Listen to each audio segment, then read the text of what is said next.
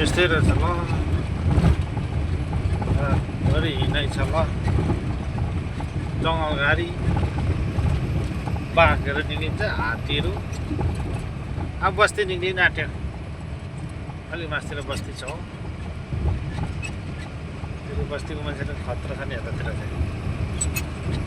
काट्छु पो भन्नु थाल्छ है स्टुडेन्ट त